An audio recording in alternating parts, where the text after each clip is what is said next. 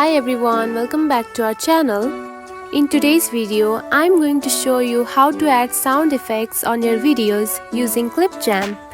If you want to give a professional touch to your videos using sound effects, this tutorial is for you. So let's get started. First of all, find the Clipchamp app on your home screen. Now open it. Now choose one video that you want to edit.